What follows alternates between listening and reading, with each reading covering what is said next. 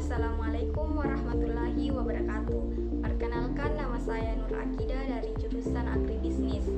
Saya akan memaparkan pokok pembahasan mengenai fundamental sistem informasi bisnis. Subpokok pembahasan pertama yaitu tipe sistem informasi bisnis. Berdasarkan jumlah pelaku dalam organisasi, sistem informasi bisnis terdiri dari 3, yakni sistem informasi personal, kedua sistem informasi kelompok, 3 sistem informasi perusahaan. Sistem informasi berdasarkan fungsionalitas bisnis dikelompokkan menjadi: pertama, sistem informasi akuntansi, kedua sistem informasi keuangan, ketiga sistem informasi manufaktur, keempat sistem informasi pemasaran, kelima sistem informasi sumber daya manusia. Proses manajemennya didefinisikan sebagai aktivitas-aktivitas perencanaan, pengendalian, pengambilan keputusan. Yang pertama, sistem informasi akuntansi.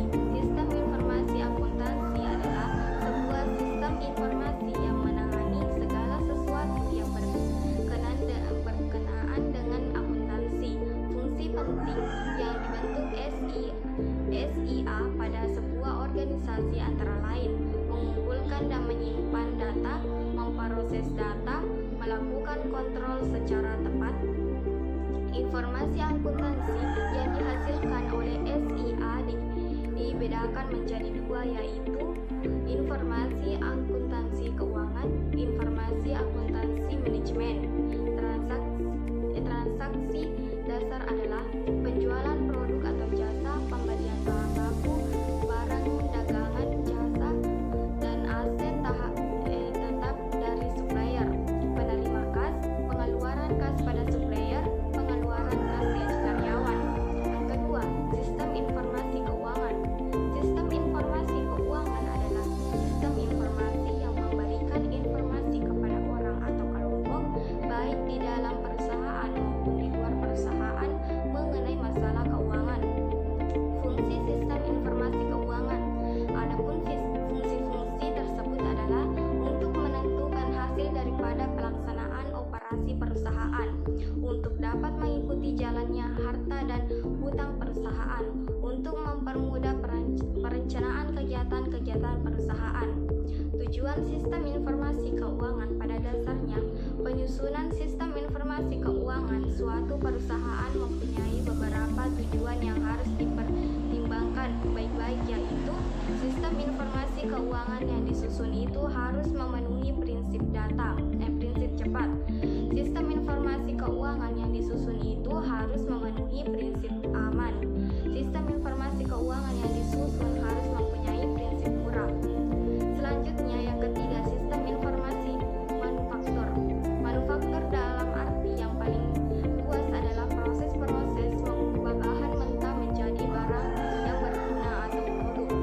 Sedangkan manfaat yang digunakannya sistem informasi manufaktur di dalam sebuah perusahaan adalah sebagai berikut: hasil produksi perusahaan lebih cepat dan tepat waktu. Perusahaan lebih cepat memperoleh informasi yang akurat dan terpercaya. Arsip lebih terstruktur karena menggunakan sistem database. Sistem informasi manufaktur yang berubah fisik robotik hasil produksi. Selanjutnya, sistem informasi pemasaran.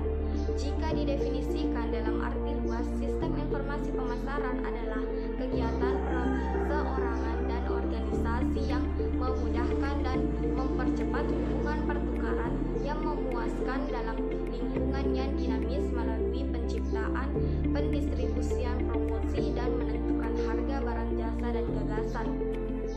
Strategi pemasaran terdiri dari campuran unsur-unsur yang dinamakan bauran pemasaran. Semua itu dikenal dengan P4P, yaitu produk yang akan dibeli pelanggan untuk memasukkan kebutuhannya. Promosi berhubungan dengan semua cara yang mendorong penjualan. Pledge berhubungan dengan cara mendistribusikan produk secara fisik kepada pelanggan melalui saluran distribusi. Bridge terdiri dari semua elemen yang berhubungan dengan apa yang dibayar oleh pelanggan.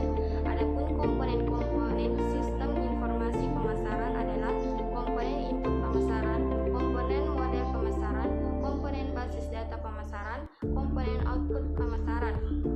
Selanjutnya yang kelima, sistem informasi sumber daya manusia.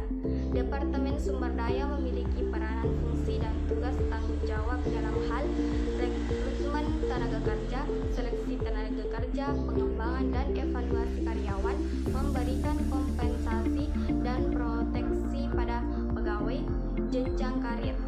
Sistem informasi sumber daya manusia merupakan sebuah bentuk pertemuan antara bidang ilmu manajemen sumber daya manusia dan teknologi informasi. Adapun fungsi daya manusia memiliki 4 kegiatan utama: perekrutan dan penerimaan, pendidikan dan pelatihan, manajemen data, perhentian dan administrasi tunjangan.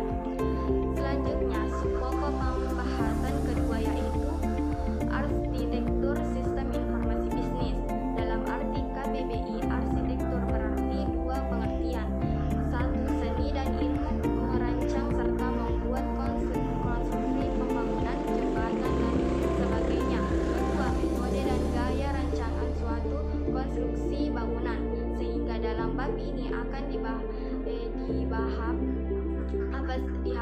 apa saja yang terjadi pendukung dalam membangun sistem informasi bisnis, yakni konsep dasar sistem informasi bisnis, aturan dasar sistem informasi bisnis, aturan bisnis pada bisnis, sumber daya sistem informasi bisnis, aktivitas sistem informasi bisnis.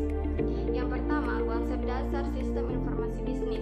Istilah TI atau teknologi informasi atau IT, informasi teknologi, yang populer saat ini adalah bagian dari mata rantai panjang dari perkembangan istilah dalam dunia SI, sistem informasi atau istilah SI informasi sistem.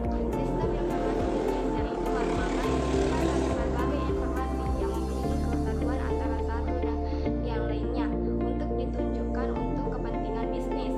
Yang kedua, aturan dasar SI pada bisnis. Pertama, aturan vital trend yang dominan perlunya sistem integrasi. Yang ketiga, aturan bisnis pada bisnis. Dalam bisnis ada beberapa aturan di dalamnya, yakni komunikasi, komersial atau perdagangan, proses bisnis, layanan, kolaborasi, komunitas. Adapun tantangan manajerial yaitu sebagai berikut: teknologi, aplikasi, pengembangan manajemen. Selanjutnya yang keempat, sumber daya sistem informasi bisnis. Sumber daya di sini adalah merupakan sebuah subsistem pembangunan